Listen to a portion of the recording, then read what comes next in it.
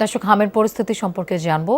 চাঁপাইনবাবগঞ্জ থেকে আমাদের সাথে যোগ দিচ্ছেন সহকর্মী মনোয়ার হোসেন জুয়েল। জুয়েল, হামে চাঁপাইনবাবগঞ্জে এত আক্রান্তের কারণটা কি? চিকিৎসকরা কি বলছেন?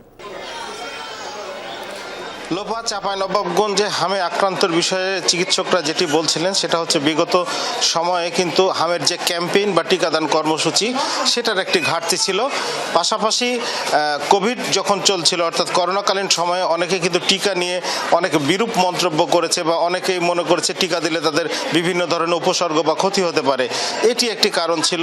তাছাড়া 6 মাসের নিচে অনেক শিশু কিন্তু হাম আক্রান্ত হয়েছে, যারা আসলে হাম আক্রান্ত হওয়ার কথা নয়। বিশেষ করে এখানে মায়ের বুকে দুধ খাওয়ানো না খাওয়ানোটাকেও অনেকে দায়ী করছে।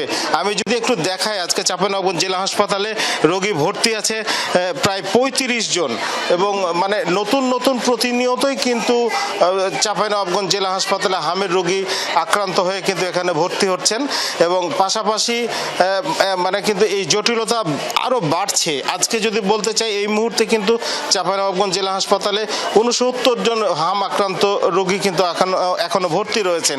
এই পর্যন্ত জানুয়ারি থেকে চাঁপাইনবাবগঞ্জ জেলায় 519 জন হাম আক্রান্ত হয়েছে। এটি একটি বড় সবচেয়ে মানে সমস্যার বিষয়। পাশাপাশি টিকাদানের ক্ষেত্রে কিন্তু মানে মানুষের মধ্যে অনাগ্রহ দেখা গেছে এবং প্রচারণার ঘাটতি আছে বলে অনেকে অভিযোগ করছেন। সেই ক্ষেত্রে টিকা কার্যক্রমও কিন্তু ব্যাহত হচ্ছে। লোপা। জুয়েল, আপনাকে ধন্যবাদ আমাদের সাথে যোগ দেবার জন্য।